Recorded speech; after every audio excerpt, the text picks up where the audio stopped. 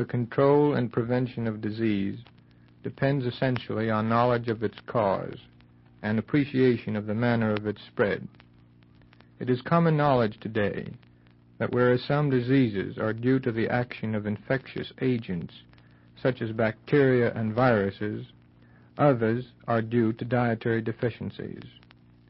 Scurvy at one time was widespread among civilians and soldiers alike, yet it is not caused by any living infectious agent, but by lack of minute amounts of essential foods called vitamins.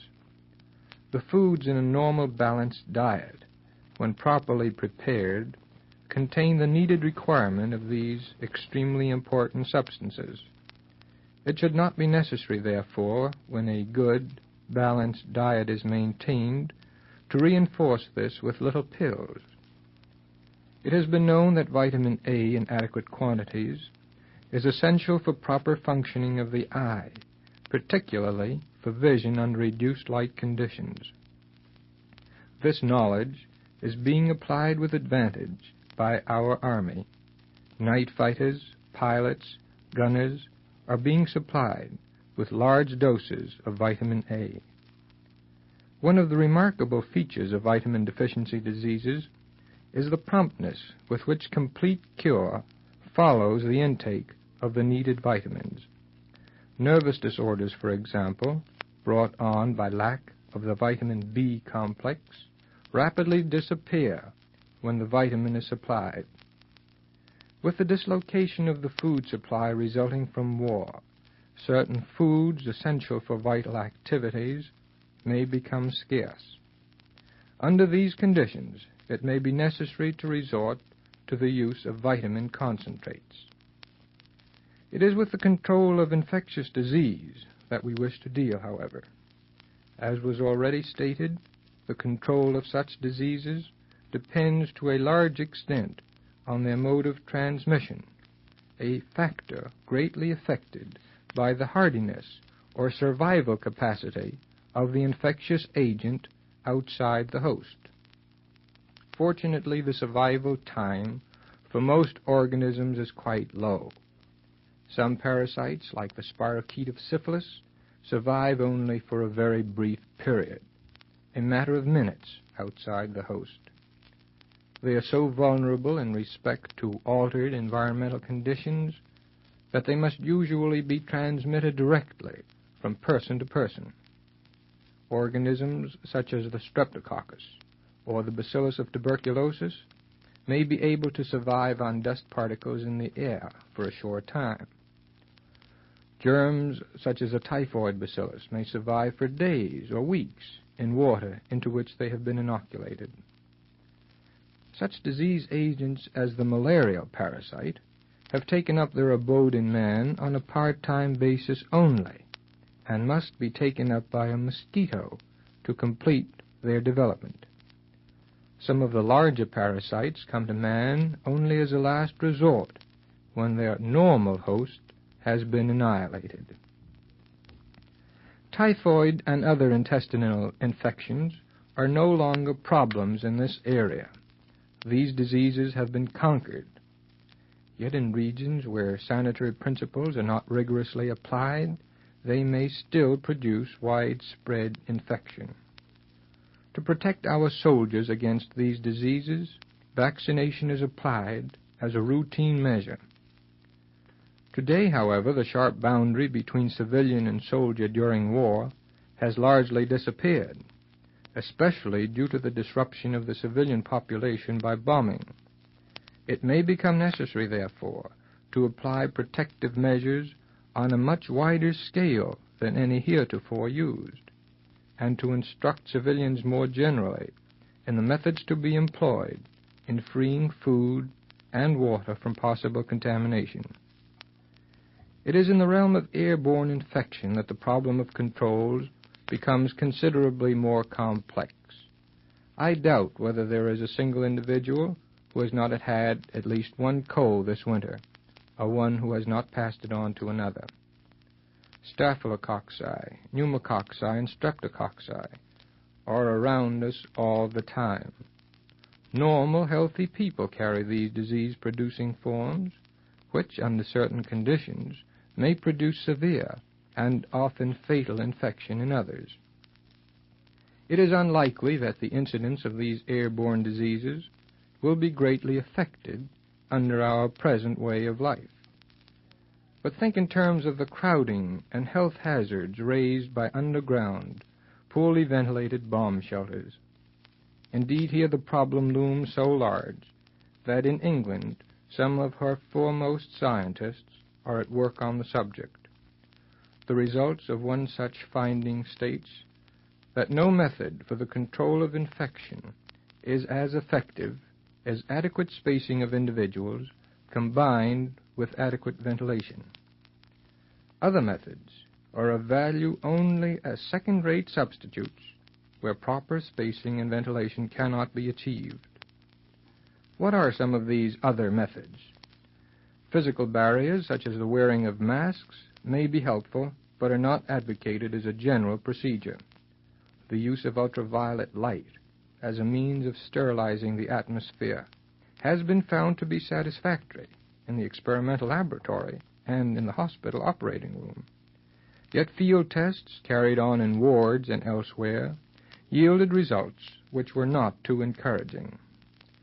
The use of germ-killing sprays called aerosols was introduced a few years ago and produced moderately successful results. Treatment of floors, blankets, and clothes with substances which will cause the dust particles to adhere instead of being dispersed into the air may likewise aid in the prevention of airborne disease. It may well be, then, that the possible added protection to be gained from crowded, rapidly improvised, poorly ventilated bomb shelters against man-made weapons of death may merely make us more vulnerable to our less conspicuous enemies.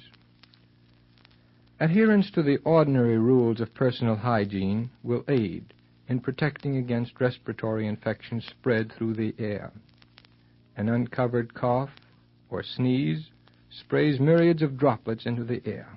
The smaller ones may be carried long distances. The Army, by ingeniously reversing the head and foot positions of adjoining cots, provides a maximum distance between the heads of adjacent men.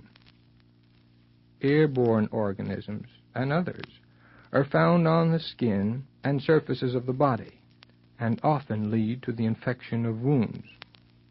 To the civilian and soldier alike, the greatest godsend of recent times in the recovery from a variety of diseases, in the treatment of infected wounds and burns, has been sulfanilamide and its derivatives.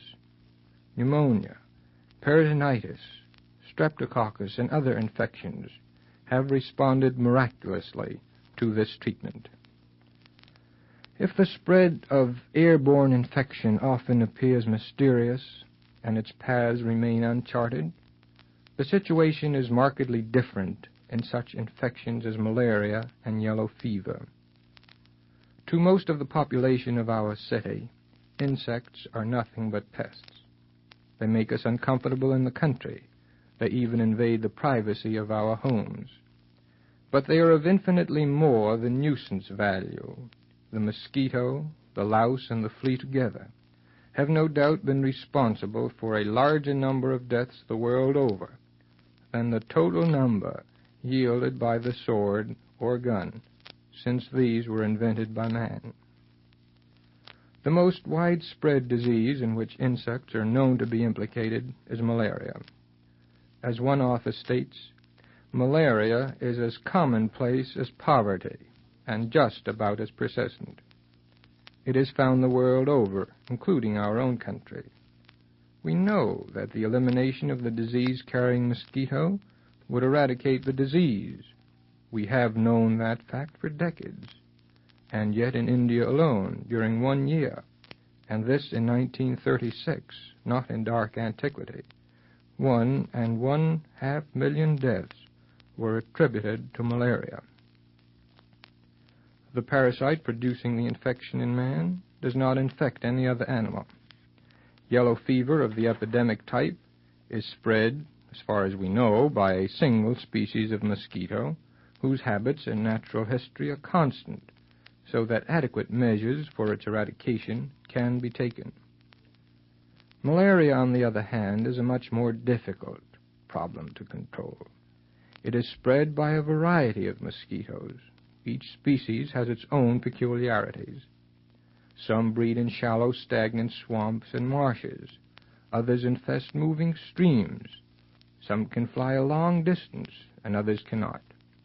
All these factors must be considered, for the prime determinant in malarial control is the elimination of the mosquito, either by destroying its breeding places by adequate drainage, or by the destruction of its worm-like larval forms.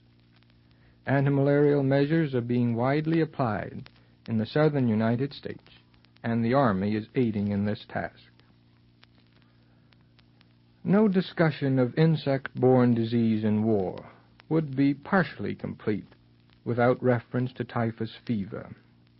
It has produced frightful epidemics in Europe. We in this country have our own native form of typhus fever, but here it is essentially a disease of rats. We need fear neither the European nor our own form, for both are controlled by simple measures which are being widely applied. The factor of prime importance in the control of this scourge is cleanliness. Under such conditions, lice do not thrive, and lice are required for the spread of the infection from sick to healthy people. The government is spending large sums in efforts to keep the rat population in check. Not only are rats important in the spread of our endemic type of typhus fever, but they are likewise concerned in the spread of a variety of other diseases. In Britain, the large-scale bombings have made the problem of rat control an important aspect of public health. Some diseases are transferred from one human being to another by direct contact, and in theory, at any rate, such infections should be easily controlled. The venereal diseases fall into this category. The incidence of these diseases in the last World War was high. We may expect, with the prominent role education has played since that time, that such incidence will be greatly reduced. We have attempted in this brief time to outline some of the general methods which are employed in the control of disease. Since World War I, we have made progress in numerous phases of the subject. More stringently applied preventive measures and the introduction of the sulfonamide drugs promise to reduce greatly the distress and loss of manpower resulting from disease. Past experience has shown that the exigencies of war stimulate the development of new techniques and new procedures in the control and treatment of disease. We cannot predict what startling discoveries may be made as a direct result of this war. It is unlikely that the civilian population of this country will be exposed to any new hazards from disease. In Europe, with its malnutrition and the disorganization of its people, the picture may be very different. The public health officials will do their share to keep our microbial enemies from these shores. We can aid in preventing the spread of infectious disease by keeping our resistance high and rigorously applying the simple measures of personal hygiene.